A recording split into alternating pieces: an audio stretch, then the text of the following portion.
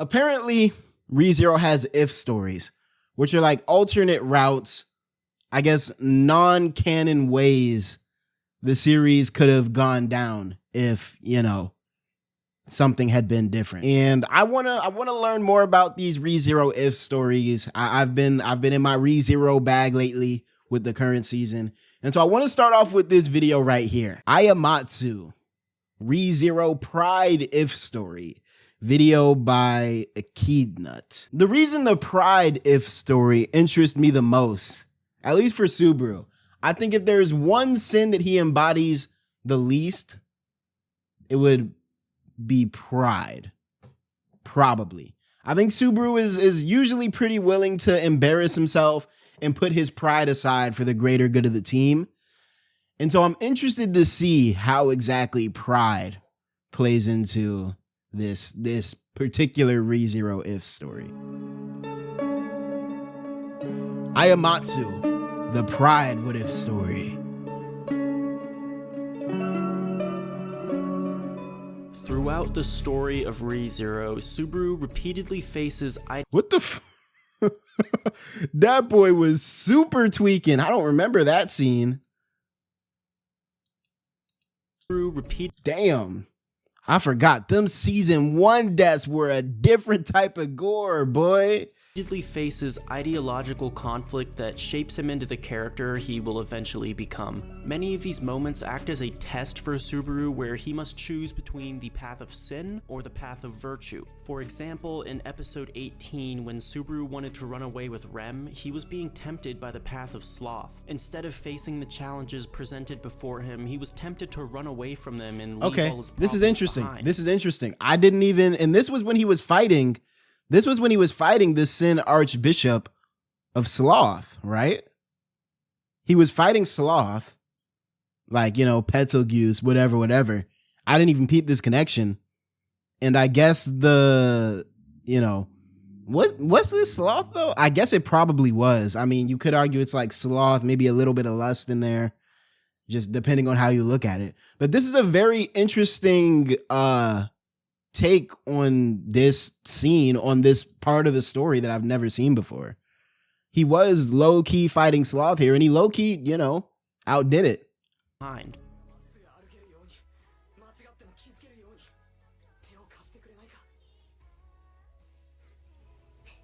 Luckily, Subaru made the right choice in the end and instead chose the path of diligence. This story is packed with moments like this one where Subaru must choose between two paths, and thankfully he's made the right decision every time. However, every year on Subaru's birthday, the author releases a okay, so he must have gone through all the sins by now then, if he does it on Subaru's birthday every year. That's cool. Okay. So I didn't really know what the if routes were. I knew they had something to do with alternate realities, alternate paths that Subaru could have taken. But it's always interesting hearing, like, you know, the story behind the story, right? Like where this is coming from. And, you know, I guess every year on Subaru's birthday, he takes a wrong path and we get a alternate reality. Cool. Story explaining what would have happened. Chapter 6. Okay. Excuse me. I've never read the web novel. Or the light novel. Is it a light novel or a web novel? This is interesting. So how quickly does this get translated? Because I'm assuming it's not originally in English, right? If Subaru made the wrong choice. This story is about Ayamatsu, or the Pride if story. Ayamatsu okay, and this was in 2017. If Subaru chose pride over humility. Okay, let me put a little theory forward, right? I think one of Subaru's best virtues, in my opinion, apart from his pure resilience and determination, would be his humility. You know what I mean? His ability to go out there and kind of, you know, embarrass himself, make himself look a little dumb, and put his pride aside for those that he loves. And, you know, if there's a situation that calls for him to put his pride aside, he's going to do it to reach the end goal he has to. I think if Subaru chooses pride over humility, first off, he's not dying for anybody, right? That's the opposite, right? The opposite of how Subaru moves right now. He's always willing to put himself on the line, literally, for other people. And so the first place where I could see a divergence would probably be like, I don't know. I don't even know if he'd get along with Amelia if he was prideful. I don't know. This video does contain some Arc 5 spoilers, though. Arc 5, we're on Arc 6 right now, right? So we should be good with the spoilers. I will give a warning in the video right before they pop up, so if you're an anime only and you want to watch the video up until that point, you should be safe to do so. Before I start this summary though, let's talk about where exactly Subaru faces this ideological conflict of pride versus humility. This conflict in particular isn't actually limited to a specific moment, but more so an attitude Subaru has to overcome. Okay. So that's what I can see. The few times I could see Subaru suffering from pride is like, I think he did get a little prideful with like the Julia shit, for example. You know what I mean? Like when he was, I'm Amelia's knight, or I'm going to be Amelia's knight. All you, this one right here. Y'all know what I'm talking about, bro. When he was, screaming out, making himself look stupid. That was prideful of him. And so that's the first time I can see him kind of fighting with his pride. I also think maybe they might take a route of like, you know what I mean? Subaru is and kind of accepts that he's usually like the weakest of the team that he's on in terms of like combat ability, right? And because he's willing to accept that, you know what I mean? He slots himself in as a great support character in other places. Obviously, he has Return by Death, but you know what I mean? He's always finding where he can best fit in the team. I think maybe if he went the pride route, you know what I mean? He wouldn't really be doing that as much. When Subaru first arrives in Lagunica, he's visibly prideful. He immediately assumes he's the Kirito of his own anime. nigga thought he was gonna be in a fucking, I don't know, a solo leveling type shit, bro. A Mushoku Tensei, a power fantasy. The overpowered isekai MC everyone dreams of being. Oh yeah, God damn. He runs around like an idiot trying to cast magic spells, and he assumes that the alley thugs he runs into are just low-level NPCs. That boy was balling his fist at these three whole time. He was about to get his shit dropped. Sees that he can one-shot with his S-tier combat strength. He did. I'm not gonna lie. He did sock the shit out of him. I'm not gonna lie. After that first hit, he probably thought he was like that. After that first hit. He said, oh, I just dropped him? Say less. Peter ends up disappointed when he finds out he's just about as useless as he was in Japan, but like we saw, when Subaru realized he was powerless, he swallowed his pride and cried out for the guards when he needed help. Okay. So in this case, he wouldn't call for the guards, I'm guessing? That's why he was able to survive. Reinhardt appeared and saved the day. Reinhardt? Subaru was humble enough. Damn, I forgot. Reinhardt showed up wild early, didn't he? I didn't even remember that. It's because I didn't even know who Reinhardt was at the time, right? Nigga, imagine you whooping someone's ass in the alley and Reinhardt appears to stop you? Yo, we didn't even realize how crazy that was back in the day, bro. You beating on someone and they sent Jesus to stop you? Nah, I'm good off that. Yo, what is this Reinhardt hate I see? I will ban. Okay. Hold that 10 minutes, DP. Nah, I'm playing. But stop playing with Reinhardt. His own vulnerability. In Ayamatsu, this doesn't happen. Okay. Subaru doesn't call out for someone to save him. Even when faced with danger, Subaru's too prideful to ask for help. And that very pride is what ends up corrupting him, leading him down a much darker path. This is Ayamatsu, Interesting. the pride if story. The story begins with a familiar scene. Elsa, right? That's Elsa. Elsa kills Subaru just like she did in the first episode. What's different is Subaru's reaction when he responds. Normally he'd be freaking out, right? Well, this time he calmly grabs a stick and starts drawing tally marks in the dirt. At this point, it becomes apparent that something went horribly wrong, causing Subaru to die over 80 times more. Damn. Whoa. Okay. So I guess the story starts, he's already at the Elsa fight, you know what I mean? Over 80 times is bonkers. That's already right there. Episode 1, that's like going crazy territory, bro. We've seen him go crazy over way less loops. 80 times? As stupid as it is to be prideful in that situation, I still gotta respect his resilience. You know what I mean?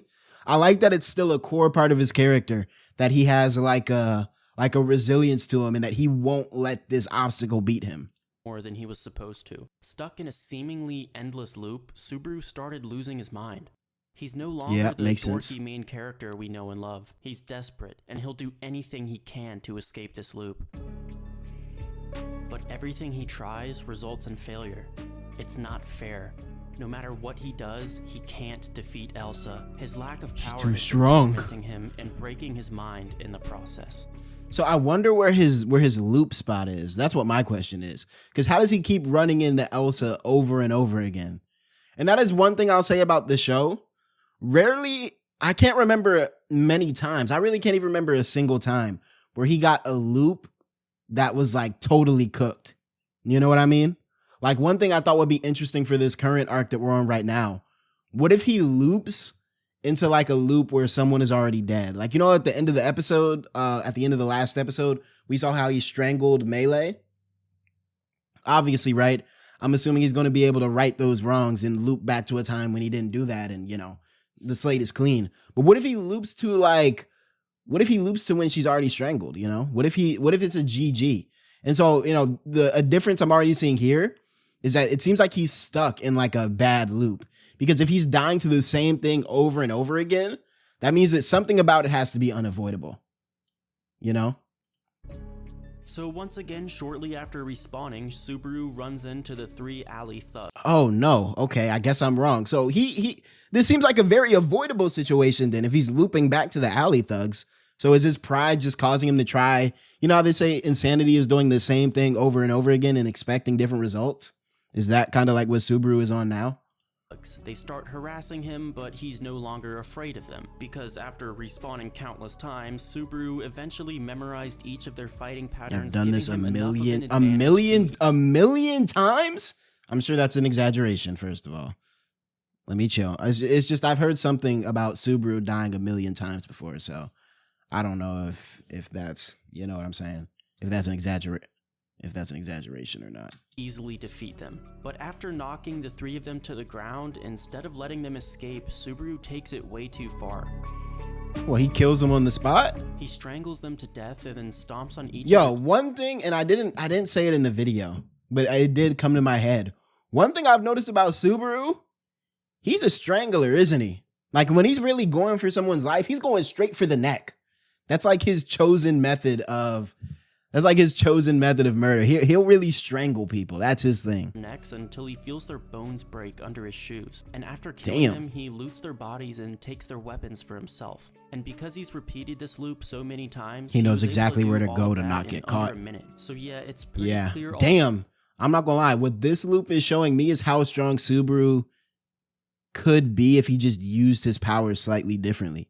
You know what I mean? Like omniscient knowledge, we don't really get to. If Subaru was willing to tank death, you know what I'm saying? If Subaru was willing to tank death some more, he could damn near be like an omniscient god, a semi-omniscient god. Ready that something's very, very wrong with Subaru. Exiting the alleyway, Subaru runs into Amelia. She's currently chasing Felt, trying to get her insignia back. Subaru knows that Amelia will eventually die if he doesn't do something about it, so he vows to her, "No matter what, I will save you." He's also still calling her Satella, as he hasn't learned her real name yet. But yeah, Subaru still determines to save her, despite knowing he's failed to do so a total of 87 times. His 87 attempts to stop 𝙏𝙏𝙡 have resulted in 87, and he's still going at it? I guess he's resilient. 87 failures.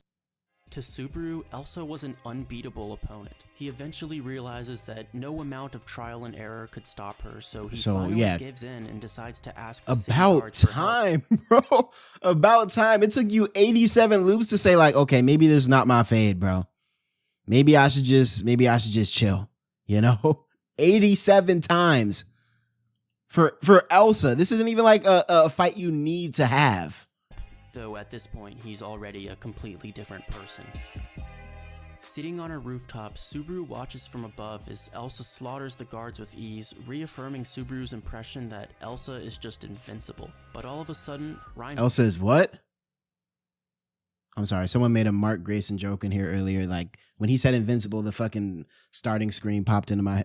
Let's get back to it. Reinhardt shows up to save the day. This was actually the first time Subaru had ever seen Reinhardt. The Rein versus Elsa fight plays out pretty much the same as it did in the anime. I forgot they had Reinhardt in the beginning of the anime. This is like one of those moments. Like I haven't watched the beginning of ReZero in a brick. Okay, I don't plan on rewatching it for a while, if I'm being honest. But goddamn, they really had Big R in season 1. And I didn't even know the glaze yet. You know, I was just busy sitting there thinking like, wow, this is really a 40-minute episode 1. I didn't know they had the Big R in here. Except Reinhardt ends up destroying a section of the slums instead of the loot house. Meanwhile, what the Reinhardt blowing up the whole fucking slums for the fade? You didn't have to do that, bro. Come on, it's already the slums. Like, they already struggling there. You finna blow up their house for the aura? For your episode 1 farm, you're gonna blow up a section of the slums? Reinhardt, do better. Subaru just sits there watching in shock. After 87 loops of misery and failure, this red-haired knight randomly shows up and defeats Subaru's opponent effortlessly. I mean, come on, he didn't even unsheath his sword. Elsa was the seemingly unstoppable obstacle that Subaru couldn't overcome, and Reinhardt now suddenly washed dealt with. It didn't happen the way he expected it to, but the outcome was favorable for Subaru, so he gladly accepted it. But something changed. What Subaru does next is very odd and out of character. After Elsa escapes, Subaru gives the guards false information, misdirecting them elsewhere. He probably wants to fit. I'm assuming this is where the pride comes in, right? He easily could have, snitched on Elsa and had her, be gone until, whenever she shows back up, right? Because we all know how this ends up turning out. But I guess his pride made him want to be the one that got her, right? He went 87 loops losing to her. No, I'm going to be the one that beats her. Finds Elsa severely wounded and offers to help her. He felt that she could prove useful to him in his ultimate goal of saving Emilia, so he tells her, look, I hate you, and one day I am going to kill you. Okay, yeah, now. He wants to kill her. Elsa then smiles and agrees to team up with Subaru. I'm not gonna lie, he wouldn't have done that if Elsa wasn't fine, bro. If that was, like, I don't know, Elliot, he wouldn't have let that slide. I know your game, Subaru. Stop playing with me. Thus marking the end of his endless loop. Some time passes and Subaru wonders if Emilia ever got her insignia back. He then returns to the loot house to make sure, and to his surprise learns that Felt and Old Man Rom have been arrested for what they did to Emilia. Subaru then realizes that he's reached his goal. The mysterious silver-haired girl got her insignia back, and she's no longer in danger of being killed by Elsa, so now what? Without a goal in mind, Subaru isn't sure what to do next. Really, the only thing left try to on kill his mind Elsa was that girl with the silver hair. He had Amelia. So many questions and so few answers. So it looks like is him and his I won't say unnatural, but is him and his infatuation with Emilia for one reason or another, is that a commonality between all of the routes? Because if it is, I feel like that opens up some more theories about Emilia's grander role in this story, if it's common to all the routes, because that means it wasn't just like this is what happened on this go. That was this was going to happen no matter which route he went on. He thought about killing himself and restarting just to get those answers, but he thought there might be an easier way. Staring at the loot house, Subaru says out loud, "Why don't you guys teach me?" The loot and house? Then turns around to face the several... Whoa. This nigga tapping in with the dark side already? How does he even know about them? That's crazy. Silhouettes standing behind him. All of their eyes looked insane and dead, and Subaru suspected that if he had a mirror, his eyes would appear the same. They circled him. Real quick, for anyone that doesn't understand, what just happened was the witch cult had actually noticed Subaru's behavior and wanted to recruit him. So they showed up at the loot house to meet him, and Subaru notices that they're just as insane as he is, so he decides to join. So he joins them? So he's a cultist now. He's a cultist in the Ayamatsu timeline. Got it. Later, after receiving news of the royal selection, Subaru learns Emilia's real name. He's known for a while that Satella wasn't really her name because at this point, Subaru's familiar with the myths and legends of the world, but regardless, Subaru's extremely overjoyed now that he knows Emilia's real. Okay, I'm already kind of like looking at this Subaru sideways, right? Because I'm like, why is he still so focused on Amelia if he's not even in her vicinity or proximity anymore? Like, is he gonna start stalking her or some shit? What is going on? Name. In the midst of his celebration, he's interrupted by Betelgeuse, who Subaru's been living with for the past 2 months. All right, because Betelgeuse he's is a upset by cultist. Subaru's laziness, to which Subaru replies, "I'm just doing what the gospel tells me." Betelgeuse explains to Subaru that it's time for them to commence the ordeal and find out if Amelia is a suitable vessel to harbor the witch's soul. Subaru's eager to see Amelia again, so he agrees to participate, but then asks Betelgeuse if Amelia will die in this process, which Betelgeuse obviously confirms. Okay, so now Subaru is going to smoke the cult. So it does kind of loop back to some of the same things, maybe, right? I'm assuming he's going to smoke the cult because he wants to protect Amelia for whatever his weird obsession is with her. I guess we'll see. This causes a dark smile to form on Subaru's face, and the scene transitions. Or a monster? 400 loops later, Subaru is standing with 400? God damn! Okay, what is the max amount of loops we've seen him take in our actual, like, canon main route? I feel like it's like 5 or 6 or something, bro. It's like single digits. 30 plus? Even then, compared to 400, that is insane. 400 loops for one task? I think it reaches a point, and I'm assuming this is the point that Subaru is at right now, but I think it reaches a point where he just doesn't care about the deaths anymore. You know what I mean? Like, even now in the show, like, he doesn't like dying. He doesn't want to die, and he actively tries to avoid dying. Why my light turned blue? Hold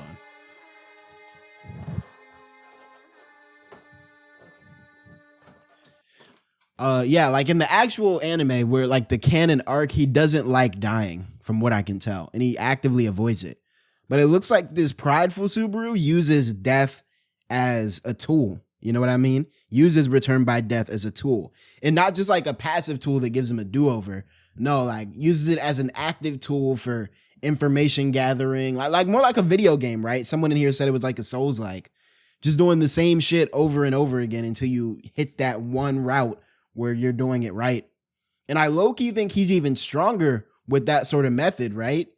Because when he's avoiding death, or I don't know if I'll say stronger, but I'll say more efficient, more productive. If I have return by death and I'm actively trying to avoid death and stay alive, in turn, I'm actively trying to avoid using my powers. In this timeline, you know what I mean? If he doesn't care about death, he's using his powers to the max, meaning he will get shit done, for better or worse, quicker. Sword plunged through Betelgeuse's heart. As he's dying, Subaru explains to him that it took a great amount of effort and planning to finally reach this outcome. He had to form a contract with a minor spirit so he couldn't be possessed, and he had to hire Elsa to murder all of the fingers. But because Interesting. So we keep tapping in with Elsa. This took him so long to accomplish, Subaru actually ended up spending more time with Betelgeuse than any other character, to the point that he actually started to consider him a friend. But despite that, it's kind of dark. He still had to kill him to harm Amelia, and that's exactly what he tells Betelgeuse, right before demolishing his best friend's brain with a sword.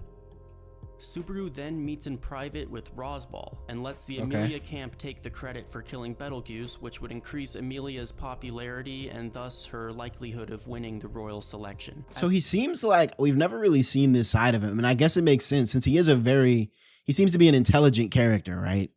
He seems to be an intelligent character, but he seems to be a lot more of a schemer in this route. You know what I mean? Like that intelligence has almost a malicious slant to it. Subaru's goal satisfies Roswal's agenda as well. The two of them agree to continue working together. Subaru will do business in the shadows while Roswal will handle the more public affairs. A couple days after the royal selection begins, history is Krush good in this timeline? She stays? Candidates rather than 5. The Krush camp on its own was no match for the White Whale, resulting in Krush's— Oh shit, true. Subaru was a major part in taking out the whale. He's not there this time. That doesn't happen. I'm not going to lie. Shout out to the author, right? Because you have to have a very good grasp on your own already pretty complex story to write an if route that at the same time is simultaneously consistent with what you've written so far and diverges in a way that's believable. You know what I'm saying? Like that's some good ass writing right there. His existence being erased from the memory of the world, leaving Subaru the only one left who can remember her. This actually starts to annoy Subaru. He'll bring up her name in a conversation by accident and people will give him weird looks and stuff, and it kind of causes some awkward situations. What I'm getting at here is Subaru doesn't care at all that 𝙏𝙖𝙡 died. Her death to Subaru is nothing more— Wait, does that mean no 𝙏𝙖𝙡? Because 𝙏𝙖𝙡 was a gift, or like was given to him by 𝙏𝙖𝙡, right? If I'm remembering correctly. So no 𝙏𝙗 means no 𝙏𝙖𝙡. Worst route. I don't care if he dies 7 billion times in the fucking monkey route or whatever. No 𝙏𝙖𝙡 is we saw how 𝙏𝙖𝙡 got down in that last episode, bro. That's big P. An example of what not to do. Actually, scratch that. Her death is an asset to Subaru. Uh-oh. What Felix behind bars for? Oh man, what's going on with Felix? My boy Felix, what's up? Trapped in a metal prison in the back of Subaru's cave. Yo, Subaru, what are we doing? That boy got femboys locked up in the cave dungeon? Okay, there's a dialogue. Yeah, there's a dialogue that has to be open here. Because first of all, why the fuck is this nigga living in a cave? Is he still a cultist? Second of all, why is he got Felix in there? Free heals? Dog, got him trapped in the cave? And Echidnut gonna come in here just casually. Oh yeah, by the way, Felix is trapped in a cave in the back of the dungeon. So yeah, this is a very different character from the Subaru we know. Alone, muttering questions to himself like a broken doll. Subaru concludes that 𝙏𝙗 must have been a major part of Felix's life. So when she got erased from history, Felix's mind couldn't account for everything and he went completely insane. But Felix could prove very useful to Subaru, so he wants to try and reprogram his mind, basically making him a slave. Yo, Subaru, what type of shit are you on, homeboy? Nigga talking about reprogramming minds. This is a wow. As Felix sits there crying and muttering to himself, Subaru leans in and says to him, "This time, I definitely won't let you kill yourself." This next transition is pretty graphic, but I think what Subaru does to Felix is without a doubt the most disturbing part of this chapter. But anyway, guys, I'm pausing this summary real quick because this is the part where the anime onlys have to leave. Yep, thanks for coming, guys, but this Okay, they said the spoilers only go up to Arc 5, so we should be good. We should be good. If you don't want to risk it, I understand. But we should be good. We're on Arc 6 right now, right? In the anime. I keep seeing people say this is Arc 6 in the tower. So we should be all right. We should be all right. Stop. Beyond this point, there will be Arc 5 spoilers relating Arc to 5. the Regulus character. So Regulus, yeah, we already know about Regulus. I hope you anime onlys liked the video. Maybe next time you should read the web novel so you don't have to keep clicking away like this. That nigga said, yo, fuck you anime onlys, read the fucking shit. Is the novel that much better than the anime though? I mean, I can imagine the experience is better because there are parts of the anime that feel very... I think one of ReZero's biggest flaws is the way that it drags on, right? Anime-wise, is the way that it drags on. And that usually isn't a problem with novels because in a novel, you can stay in a static scene and still have the plot feeling kinetic because you get a look inside of people's heads, inside their thoughts. And you know what I mean? A novel could just go into much more detail that makes it feel like more is happening than what's actually happening. And so, okay, the novel might be interesting because I might have to lock into that. Bonsoir, Cloud. Also, yeah, I heard there's a lot of cut content in the anime too. If y'all want, we can start watching cut content episodes or cut content videos after each episode or like a day after the episode, you know, just so we really have the whole picture. You know what I'm saying? I mean, ReZero has a second core coming out later this year, right? And so we can start doing that like from the next episode moving forward, I guess. Okay, the summary will resume now. After a fairly big time skip, we're now at a burning mansion with all its doors and windows boarded up. Inside the mansion, Regulus Corneus is running through the hallways. Man, let's talk about Corneus, bruh. I thought he was finna be so fire. I thought he was gonna be cool as shit. Mo, stop timing people out for French, bruh. I thought he was finna be too tough. I was like, oh, he's untouchable. He's undefeatable. Because mind you, they introduced him the same time as, what was the little white hair chick's name? Pandora or something? I thought he was finna be Pandora level. Man, he ended up being so sorry. Like, he was all right, but he was nothing, you know what I mean? He was nothing crazy. He was nothing crazy in hindsight.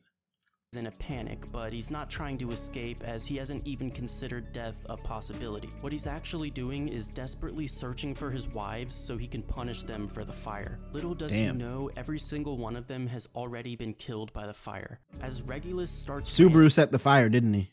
About how selfish his wives are, Elsa bursts through the wall and kicks him across the hallway. When he gets back up and tries to attack her, she cuts off both his arms. She continues chopping away at his limbs. That nigga was sorry even in the if stories. This nigga been sorry. What the hell? Until he's just a torso and a head. Okay, that's kind of crazy. What? Elsa, what are you doing? I thought you were the bowel chick. You turning people into that fucking Baki meme of what was his name? Ria Caillou Ria, what's it? I can't think right now. But the Baki dude that's just nothing but a head. And then kicks him out of the boarded window and onto the ground where Subaru was waiting to greet him. Subaru explains to him that this mansion fire is the metaphorical divorce papers that his wives willingly agreed to present to him. That sounds like some Subaru ass shit, bruh. Regulus. I can see him walking up to him. Think of this fire as the metaphorical divorce. Like, Subaru's always on some like corny shit. You know what I mean? He's still, even if he's on this what was it, the Pride route? Even if he's on this Pride route, he's still the same person at his, well, no, he's clearly not the same person at his core. He's a horrible person at his core now. But clearly he has some of the same habits at the very least. As Regulus sits there in utter shock and disbelief that his wives would ever possibly betray him, Elsa returns to the scene and pokes one of her knives in his chest, holding him up like food on a stick. Subaru then orders her to place him in a weaker part of the fire. Put that boy so on that the two of them kebabs. can happily watch him burn to death. Yeah, I left out a lot of details there because that part was pretty graphic and kind of terrifying. Didn't want to get demonetized. But hey, at least they're only killing bad guys, right? Fast forward a bit and Julius... No! What the fuck was Julius at the bar for? This is now dying on the floor of a bar after being betrayed by someone he trusted. Subaru starts delivering an arrogant monologue to Julius, but Julius doesn't really care about Subaru. In this moment, Julius's eyes are focused on the person standing next to Subaru, the person Subaru Felix? ordered to kill him. Did I do well, Subaru-sama? Oh, hell nah. This boy done got himself a femboy side piece slave. What the hell could Felix even do to Julius? Subaru gives Felix a head pat and praises him for killing Julius so obediently. The door opens and someone walks in with a mop. It's then revealed that because No! Wait, okay, maybe he's not dead. Otto couldn't pay off his financial debts, he's now being forced to help Subaru clean up his messes. Oh my god, they got Otto on cleanup duty? You're not even using him to the fullest of his potential, bro. Otto is really smart. He could probably like really get some shit done if he had to. As time went on, Subaru amassed a group of accomplices who helped him achieve many of his goals. So wait, why do we know why he's going around killing niggas yet?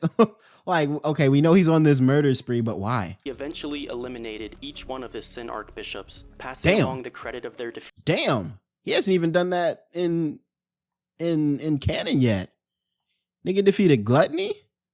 Interesting. To the Amelia camp. But that still wasn't enough to win Amelia the throne. To guarantee her victory, Subaru would need... Who y'all voting for the throne between these two?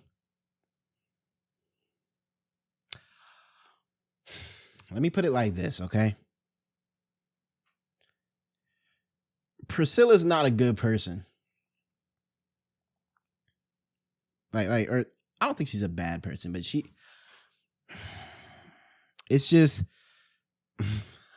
Priscilla. Yeah, let's just put it like that. She got that shit on. She got that shit on in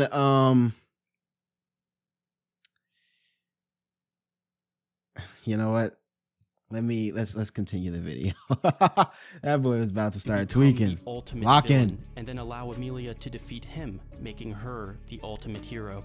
What? That boy pulling a interesting. But how is this prideful? He's gonna kill Amelia in the end, isn't he? To accomplish this, Subaru would first need to eliminate every other villain to assure that he was the ultimate. How did he get so tough? He would need to eliminate every other hero to make sure that Amelia was the ultimate one. So Subaru You not taking Reinhardt, bro. You're not taking the big R. And committing atrocities, and slowly whittled away at the other candidates, the witch cult, and anything else that stood in Amelia's way. This continued until there was only one person remaining for The Subaru R to kill.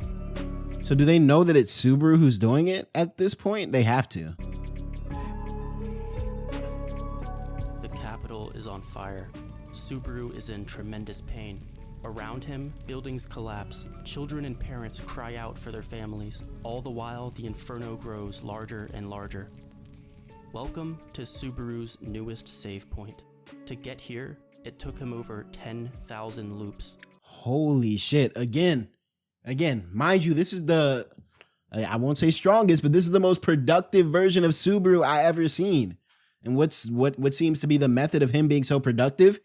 He seems to be willing to, you know what I mean, to use these deaths as a tool to get in there, die, and get out of there. I gotta respect it on the low. I really do. Every horrible thing he I don't know did why he's out here was killing necessary innocents, but he's to doing bring it. him to this very point.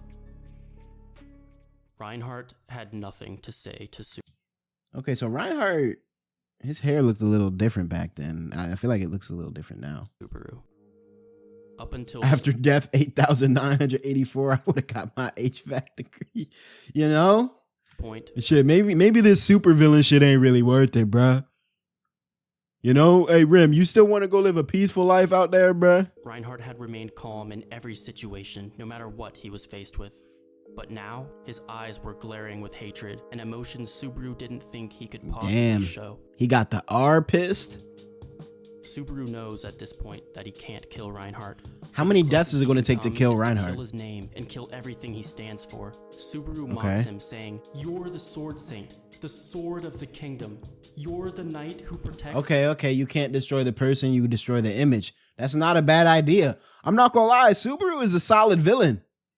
Subaru is a solid villain. I wouldn't be mad at like a villain Subaru. I mean, I don't know if I'd enjoy the show. But you know what I mean? He has the chops to being a good villain. The kingdom of 𝙏𝙖𝙡, so tell me, did you even protect the kingdom at all? As he says this, it becomes clear that the fire isn't just burning the capital. In fact, the entire territory of 𝙏𝙏𝙡 is engulfed in flame. How the fuck did he pull this off? Yo, what type of bullshit did Subaru pull to this had to be time skip, bro. Because how the fuck is he burning all of 𝙏𝙏𝙡? That nigga got fire powers now? What's going on? Subaru explains to Reinhardt that he's tried to kill him tens, hundreds, and thousands of times. He's studied him, researched him, and tested every idea he could possibly think of. He's gone through every conceivable form of trial and error to kill Reinhardt, and nothing worked. He sacrificed Meili and Elsa, Roswaal, Otto, the witch cult, the archbishops, and he committed every conceivable crime in existence, but he still couldn't kill Reinhardt. So the only thing left in his power to do was to kill Reinhardt's name, kill everything he stands for as a hero. Because if a hero can't save anything, then they aren't a hero anymore. As Subaru explains this to him, Reinhardt appears visibly shaken. Subaru's voice starts trembling, laced with sobs.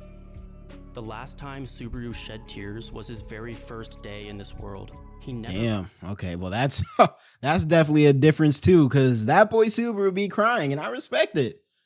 But not crying since he stepped foot in the kingdom is crazy. Cried during any of his horrific acts, yet here he is, crying over Reinhardt's power of all things. Oh, that boy getting rage baited. Why can't I beat you, man? You too broken. Turn those blessings off, bro. Turn off your hacks. Turn off cheats. Back then, Subaru was jealous of Reinhardt. After helplessly dying to Elsa 87 times in a row, Subaru watched as Reinhardt just showed up randomly and defeated her with one swing of his sword. Yep. Subaru aspired to have that power so much, he began to hate it. And now, Subaru will taste that power firsthand because Reinhardt is going to kill him. Is that the end of no, because he just comes reach back. for his sword. How can these stories end, actually? If Subaru is immune to death, if he's going down a different road, how can these stories end? He's so weak that it wouldn't even be necessary. Reinhardt prepares to kill Subaru with his bare hands, or perhaps his foot would be more necessary. But before he can do so, Elsa, still alive, jumps out of nowhere and slashes her blade at Reinhardt, who blocks the attack Yeah, that's with his not doing hand, nothing. shattering the knife to pieces. Subaru was surprised Elsa was still alive, but there's no time to waste. While Reinhardt's preoccupied with Elsa, Subaru gets up and starts running down the hill. "That's enough," Subaru hears. "That's enough, villain." Amelia? Subaru looks at the source of the voice and says her name, Amelia.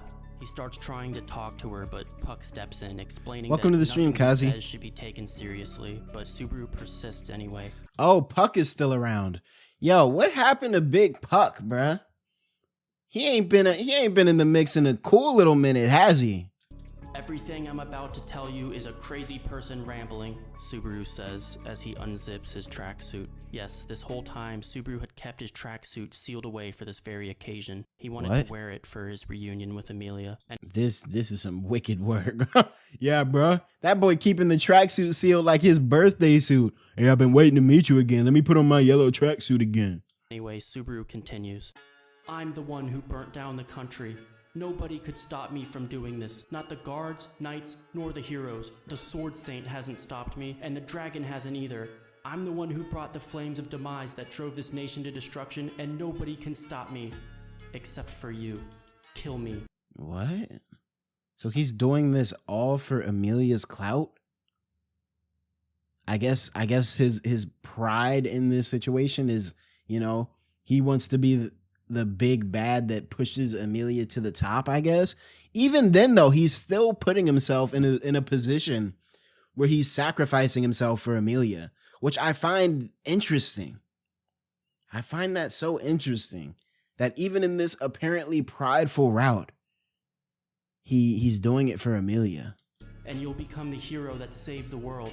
None of the other candidates could ever achieve anything to top this. Everything I did was to make you the ruler." Watch her not Amelia accept blocks it. her ears, trying to keep Subaru's words out. A tear falls down her cheek, and Subaru feels a shock in his chest. Seeing Amelia cry made Subaru feel guilty. But Subaru knew it would happen. From the very beginning, Subaru knew he would make Amelia cry. He knew his actions would make her cry, yet he did them anyway. "Watch me, Amelia. See me, detest me, and remember me." So he's, I guess he's, that sort of trope of like, oh yeah, I may die, but I'm getting my revenge by ruining the rest of your life. You got to live with this memory, like on some weird like 13 Reasons Why sort of shit. Is that the type of shit he's on right now? Subaru says as he starts laughing like a maniac. Amelia, her voice trembling, asks him, "Who are you? Who in the world are you?" Subaru slowly approaches her with his arms open wide. "My name is Natsuki Subaru." Amelia starts repeating his name, but Subaru wasn't finished with his sentence yet. This kind of seems like a reversal of the situation that Subaru is in the canon, right? Or in our current route.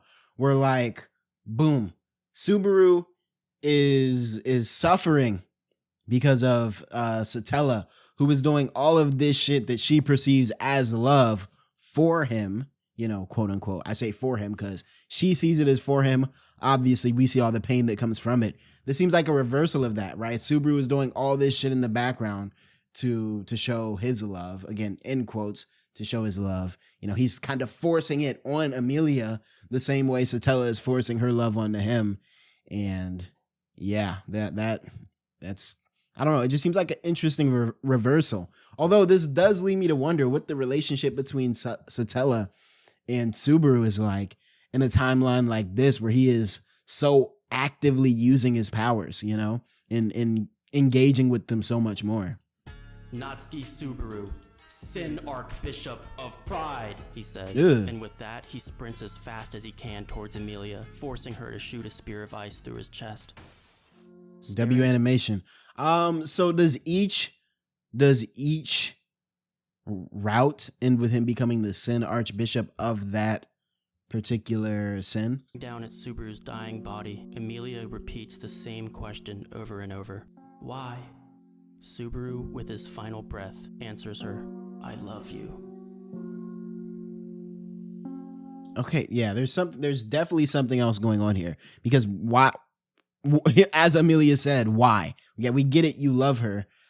Why? Why do you love her? This has got to be there's like, I feel like when this all comes together, we're going to see like some more lore hints where like all of this makes sense and we understand the Emilia, Satella, Subaru relationship.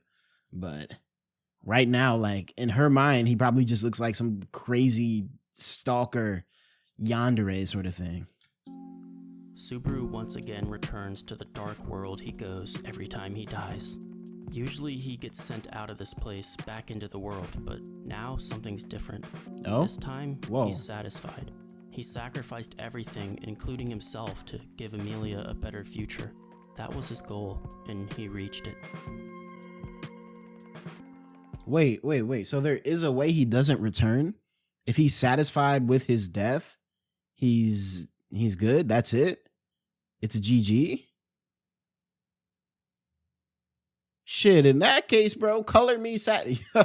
You don't want to give me return by death, bro. I might fuck around, use that shit 2 or 3 times, be like, yeah, no, I'm good. I'm satisfied. Just leave me here. But there's another presence here with him. Someone else in this dark world greets him with a whisper. Satella? It was a comforting whisper with kindness and love in its voice. He'd never seen this presence before, but it was oddly familiar. Subaru then accepts that his existence deviates from the spiral of death and welcomes the strange presence. The chapter ends with the words, "Even if you refuse me, I will never forget you." And that's how the Pride route ends. Subaru dies one final... That's definitely going to be important down the line. I think it would be cool if all these routes came together, to give hints that'll make sense way later on down the story. And maybe they do. But that... death after accomplishing his goal. Was that the route? He actually did it. He got the happy ending he was looking for. A good ending, you could say.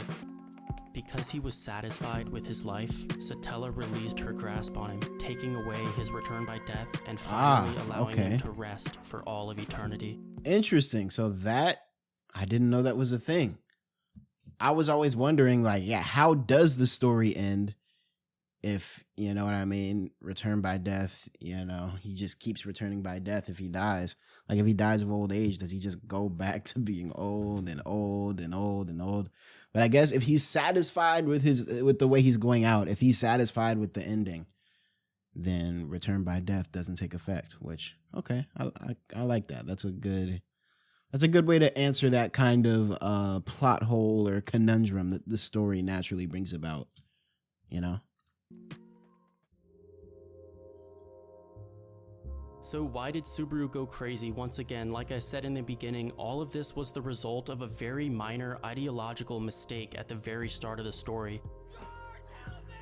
Oh, true. Damn, that is true.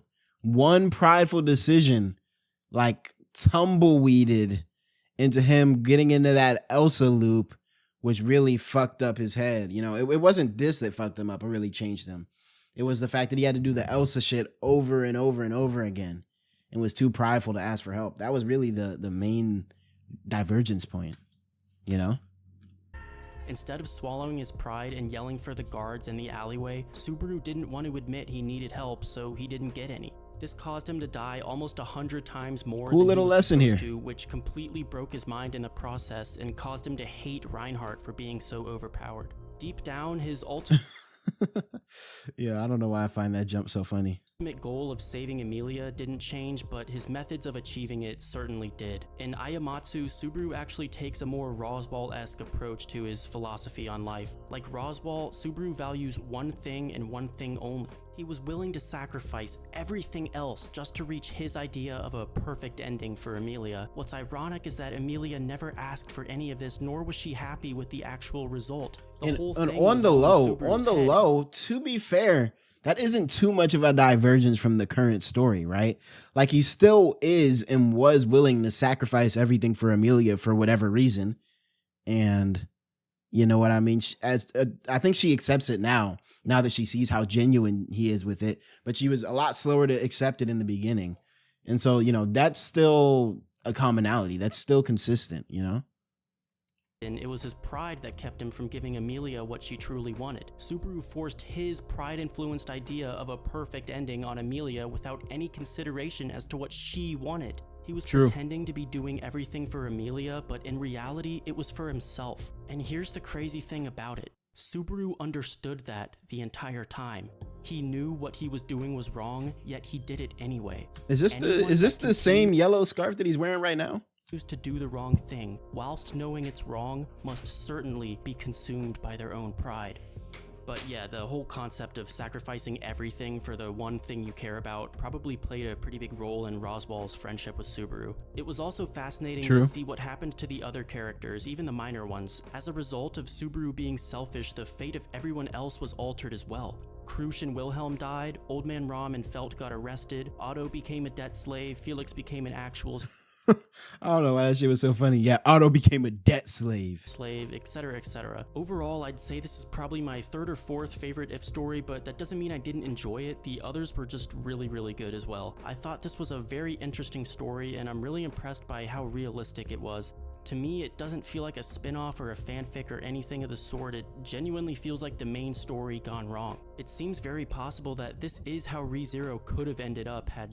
Yeah, that's what I was saying earlier. I do find it impressive the degree to which, you know what I mean, this author worked within the constraints of their own story to tell a different story that felt believable, not only within the same universe like a fan fiction would, but you know what I mean, within the same like structure, you know what I mean, the same exact story structure with the exact same characters and the exact same big events, you know what I mean? The type of shit that Subaru wouldn't be able to control, like all that shit stayed consistent. Subaru not passed the test of virtue, and that's what I like about these If stories. They provide us with a lot of details we wouldn't get otherwise, and they really expand on both the characters and the world. I think the most important detail from this story was that Subaru actually died. In this story, Satella released Subaru from the restrictions of return by death. I'd love to hear some speculation as to why that happened in the comment section. I was just going with the assumption that she released him because he was satisfied with the ending.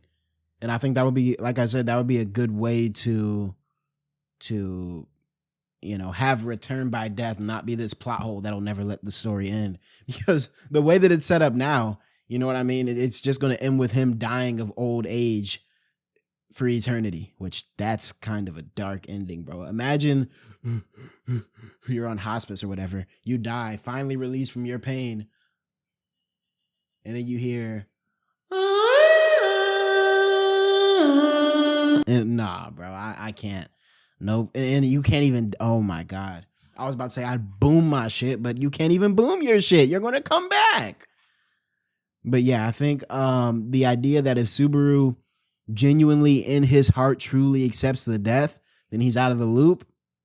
I can get behind that idea for return by death. Tella really let him die because he was satisfied, or did she maybe you should look into the greed route? I plan on watching a video for all the routes I can find on YouTube. Overall, what do you guys think about Evil Subaru?